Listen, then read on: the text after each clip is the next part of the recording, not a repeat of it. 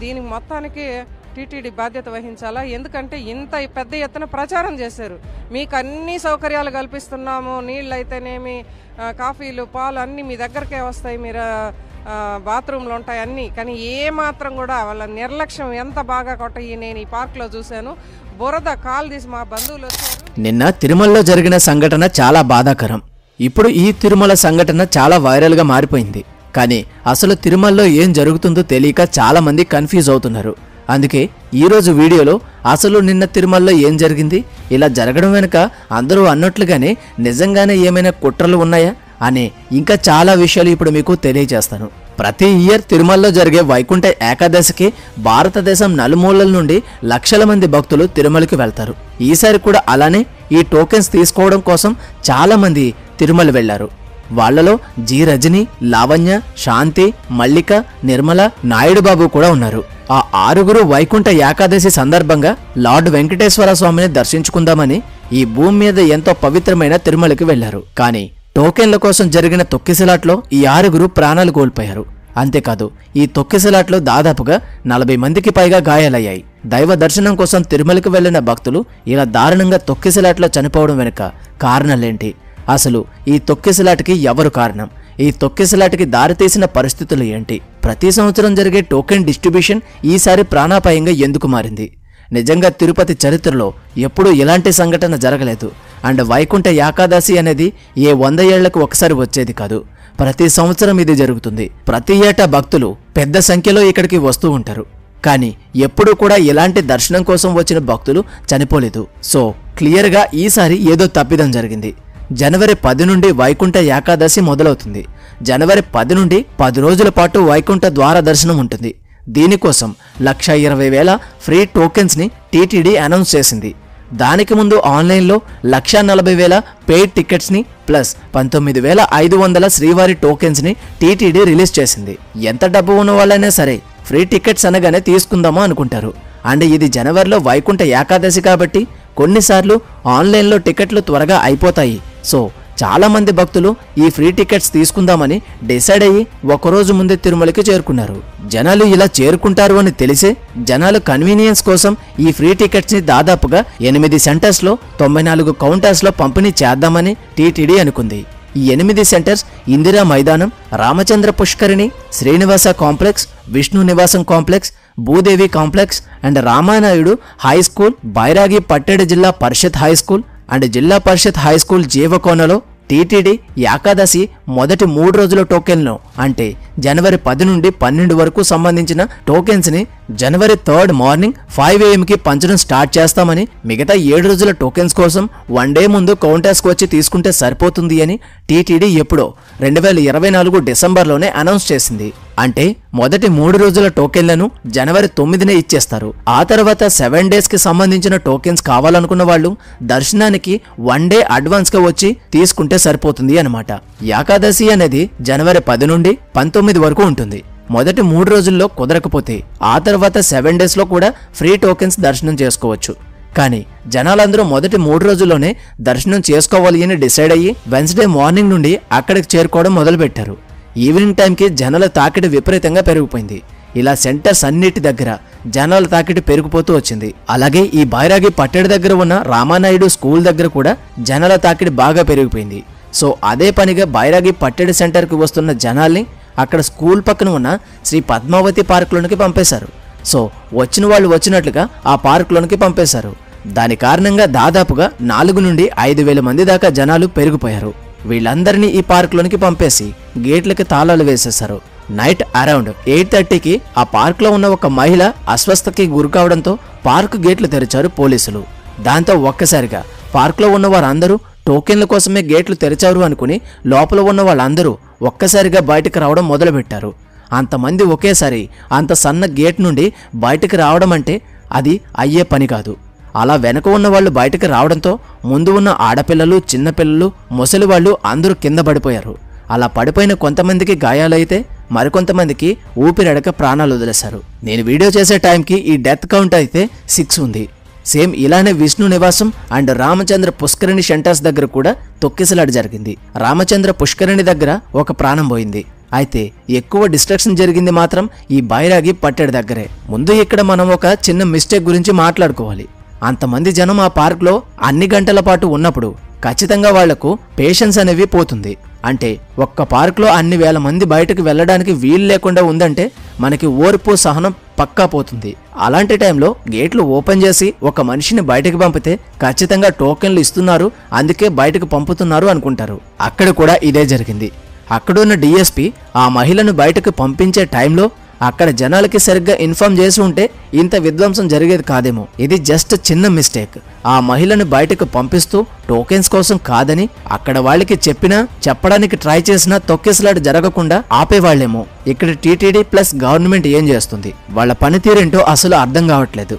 ఇందాక చెప్పాను, మళ్ళీ చెప్తున్నాను, ఈ వైకుంఠ ఏకాదశి ప్రతి ఏటా వస్తుంది.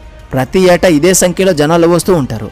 ఆఫ్ కోర్స్ ఇంతకు ముందు కూడా ఇలా చాలాసార్లు తొక్కిసలాట జరిగింది, కానీ ఇలా ప్రాణాలు పోయేలా ఎప్పుడు జరగలేదు. సో క్లియర్గా ఇందులో టీటీడీ తప్పిదం ఉంది. ఫ్రీ టోకెన్స్ అని అన్నప్పుడు జనాలు ఖచ్చితంగా ఎక్కువ సంఖ్యలో వస్తారు. అలా వచ్చే వాళ్ళకి సరైన సదుపాయాలు ప్రొవైడ్ చేయకుండా వచ్చిన వాళ్ళకి వచ్చినట్లుగా పార్కులోనికి నెట్టడం ఎంతవరకు కరెక్ట్ చెప్పండి. ఒక చిన్న పార్క్లో 5,000 మంది, అది కూడా కనీసం వసతులు లేకుండా ఉంచారు. పైకి మాత్రం పోర్టబుల్ టాయిలెట్స్ ఉన్నాయి, అది ఇది అని చెప్తున్నారు అధికారులు. కానీ టాయిలెట్స్ కూడా లేకుండా పార్క్ లో కొన్ని గంటల పాటు బంధించేశారని భక్తులు. కాఫీలు పాలు అన్ని మీ దగ్గరకే వస్తాయి, మీరు బాత్రూమ్లు ఉంటాయి అన్ని, కానీ ఏ మాత్రం కూడా వాళ్ళ నిర్లక్ష్యం ఎంత బాగా కొట్టయి నేను ఈ పార్క్ లో చూశాను. ఈవో గారు మరియు అక్కడి అధికారులు వాళ్లకు టాయిలెట్స్ పెట్టాము, వారికి కావలసినవన్నీ ప్రజలకు ఇబ్బంది లేకుండా భక్తులకి ఇబ్బంది లేకుండా చేశాము అన్నారు. కానీ అక్కడ ఒక టాయిలెట్ కూడా కనిపించట్లేదు. అసలు భక్తులు అనుకుంటున్నారా లేకపోతే క్యాంప్లో ఖైదీలు అనుకుంటున్నారా అర్థం కావట్లేదు. మామూలుగా అయితే టోకెన్స్ ఇచ్చేది 3rd మార్నింగ్ 5కి, కానీ భక్తులు వెన్స్డే మార్నింగ్ నుండి రావడం మొదలు పెట్టారు. ఆ రోజు ఈవినింగ్కి జనాలు తాకిడి బాగా పెరిగిపోయింది. సో అలాంటి టైంలో పెరుగుతున్న రద్దీని తగ్గించడం కోసం టోకెన్స్ ఇవ్వడం మొదలుపెట్టి ఉంటే అయిపోయేది. మీరే ఆలోచించండి, వచ్చిన వాళ్ళని వచ్చినట్లుగా ఒక ఇరుకు ప్లేస్లో కుక్కడం కంటే టోకెన్స్ని ముందు నుండి పంచుతూ ఉంటే కొద్దిగా రద్దీ అనేది తగ్గేదేమో కదా. ఇక్కడ టీటీడీ ఎంత ఫెయిల్ అయిందో పోలీసులు కూడా అంతే ఫెయిల్ అయ్యారు. ఇది నేను అనట్లేదు, అక్కడికి వెళ్లిన భక్తులు అంటున్నారు. పోలీసు వాళ్ళు ముందుగానే బందోబస్తు చేసి క్యూగా వదిలేసి ఉంటే వాళ్ళకి ఏ ప్రాణహాని జరిగేది కాదు. ఇక్కడ అన్నిటికంటే మెయిన్ ప్రాబ్లం ఏంటంటే వచ్చిన జనాల్ని కంట్రోల్ చేసే సరిపడ పోలీసులు అక్కడ లేకపోవడం. అంతమంది వస్తున్నారు అని తెలిసి కూడా సరిపడ పోలీసులు అక్కడ పెట్టకపోవడం ఎవరి తప్పో చెప్పండి. ప్రముఖ హీరో ప్రీ రిలీజ్ ఈవెంట్ ని ఎంతో శ్రద్ధగా నిర్వహించిన గవర్నమెంట్ తిరుమల లాంటి పవిత్రమైన ప్రదేశాల్లో జరిగిన ఈవెంట్ ని లైట్ తీసుకోవడం ఎంతవరకు కరెక్ట్? పోలీసులు వచ్చిన వాళ్ళని కంట్రోల్ చేయలేక ఆఖరికి తాళ్లు అడ్డం పెట్టి కంట్రోల్ చేయాల్సి వచ్చిందంటే సిచ్యువేషన్ ఎలా ఉందో ఒక్కసారి ఇమాజిన్ చేసుకోండి. నిజానికి తిరుమలలో రద్దీ అనేది కొత్త కాదు. రోజుకి 70 నుండి 80 వేల మంది భక్తులు వస్తూ ఉంటారు. ప్రతి ఏటా వైకుంఠ ఏకాదశికి 6 నుండి 7 లక్షల మంది భక్తులు వస్తారు. సో మేనేజ్మెంట్ కి ఇది కొత్త ఏం కాదు. కానీ ఈసారి ఎంత లైట్ తీసుకున్నారంటే కనీసం బార్కెట్లు కూడా పెట్టలేదట. ఇప్పుడు పార్క్లో జనాల్ని పెట్టారు, బానే ఉంది. అంతమంది ఒకేసారి బయటకి పంపాలనుకున్నప్పుడు బార్కెట్లు పెట్టి లైన్లో పంపి ఉంటే ఇంత నష్టం జరిగేది కాదు. ఈ ఇన్సిడెంట్ మీద టీటీడీ చైర్మన్ బిఆర్ నాయుడు గారు కూడా వెంటనే రియాక్ట్ అయ్యారు. కానీ ఈ ఇన్సిడెంట్ మీద ఆయన చేసిన కామెంట్స్ చాలా వింతగా, చాలా కాంట్రవర్సీగా ఉన్నాయి. చింతించడం తప్ప చేసేదేమీ లేదు, ఈ విషయంలో ఎవరు ఏమీ చేయలేరు, అంతా దైవ నిర్ణయమని, ఆయన ఈ గొడవలు జరుగుతాయని ఆయనకు ముందే తెలుసని, కానీ అధికారులు సరిగ్గా పట్టించుకోలేదని బాధ్యతారహితంగా మాట్లాడారు. ఇలాంటివి జరగకుండా ఉండాల్సింది, కానీ దురదృష్టవశాత్తు ఇది జరిగింది, దాన్ని మనం ఏమీ చేయలేము, దైవ నిర్ణయమని చాలా తేలిగ్గా చెప్పారు. అది అస్సలు కరెక్ట్ కాదు. అసలు ఇక్కడ జరిగింది తొక్కిసలాట అయితే బిఆర్ నాయుడు గారు గొడవలు అని ఎందుకు అంటున్నారో నాకు అర్థం కావట్లేదు. ఇలా భారీ ఈవెంట్ ఒకటి జరుగుతున్నప్పుడు అన్ని విధాలా రెడీగా ఉండాలి. కానీ ఇక్కడ పోలీసులు సరిగ్గా లేరు, అవసరమైన వైద్య బృందం కూడా లేదు. ఎవరు పడితే వాళ్ళు ఇష్టం వచ్చినట్లుగా సిపిఆర్ చేయడం మీరు వీడియోస్లో చూసే ఉంటారు. అంతేకాదు అక్కడ దెబ్బలు తగిలిన వాళ్ళని, సిచ్యువేషన్ సీరియస్గా ఉన్న వాళ్ళని హాస్పిటల్కి తీసుకువెళ్లడం కోసం అంబులెన్స్ డ్రైవర్ కేర్లెస్నెస్ చూపించాడు. అంటే అక్కడ అంబులెన్స్ పార్క్ చేసి 20 నిమిషాల దాకా అతను అంబులెన్స్ లో లేడట. ఇన్ కేస్ ఆ 20 నిమిషాల ముందే అక్కడ ఉండి ఉంటే ఖచ్చితంగా ఎవరైనా బ్రతికేవాళ్ళు. ఈ ఇన్సిడెంట్ మీద ప్రైమ్ మినిస్టర్ మోదీ గారు, ప్రెసిడెంట్ ద్రౌపది ముర్ము గారు, రాహుల్ గాంధీ గారు రియాక్ట్ అయ్యారు. ఇలాంటి సంఘటన జరగడం బాధాకరమని, ఈ చనిపోయిన వాళ్ళకి సంతాపం తెలిపారు. ఇంకా ఎక్స్ సీఎం అయిన జగన్మోహన్ రెడ్డి గారు కూడా డైరెక్ట్ గా సిమ్స్ కి వెళ్లి బాధితులను పరామర్శించారు. ఇంకా మన ఏపీ సీఎం చంద్రబాబు నాయుడు గారు కూడా చాలా ఘాటుగానే స్పందించారు. అక్కడున్న అఫీషియల్స్ మీద కూడా ఆయన ఫైర్ అవ్వడం మనం వీడియోలో చూడవచ్చు. చంద్రబాబు నాయుడు గారు పర్సనల్గా వెళ్లి బాధితులను కలిశారు అండ్ చనిపోయిన ఒక్కొక్కరికి ఆయన 25 లక్షల ఎక్స్గ్రేషియా ప్రకటించారు. సో తప్పు ఎవరిది? టీటీడీ మేనేజ్మెంట్ అండ్ పోలీసులది కూడా. ఈరోజు తిరుపతి లాంటి టెంపుల్, అది కూడా ఇయర్లో బిగ్గెస్ట్ ఫెస్టివల్లో కనీస వసతి కూడా ప్రొవైడ్ చేయలేదు. జనాల తప్పు ఉందని నేను అనను. ఫ్రీ టోకెన్స్ ఇస్తున్నారు కాబట్టి జనాలు వెళ్లారు. వాళ్ళకి సరైన ప్రొటెక్షన్ ఇవ్వకపోవడం అధికారుల తప్పు. మీరు ఎన్నైనా తిట్టుకోండి, నేను ఈ పాయింట్ ఖచ్చితంగా చెప్పాలి. ఇదే ఇన్సిడెంట్ గనక జగన్మోహన్ రెడ్డి గారి హయాంలో జరిగి ఉంటే క్రిస్టియన్ జగన్ రెడ్డి కావాలని హిందూస్ మీద అటాక్ చేయించాడు అని రచ్చరచ్చ చేసేవాళ్ళు. మామూలు రచ్చ జరిగేది కాదు. అసలు మనము ఇమేజిన్ కూడా చేసుకోలేము అన్నమాట. కానీ ఇప్పుడు మాత్రం చాలా మంది ప్లస్ చాలా మీడియా వాళ్ళు దీనిలోకి పాలిటిక్స్ ని లాగవద్దు, ఎవరో కుట్ర చేశారని గవర్నమెంట్ మీద మాట పడకుండా డైవర్ట్ చేస్తున్నారు. పూర్తిగా ఇన్వెస్టిగేషన్ చేయకుండా పవిత్రమైన తిరుపతి లడ్డూని నేషనల్ లెవెల్లో పాలిటిక్స్ లోనికి లాగి గత ప్రభుత్వాన్ని పిచ్చిగా విమర్శించారు. కానీ ఇప్పుడు మాత్రం పాలిటిక్స్ లాగొద్దు అన్నారు.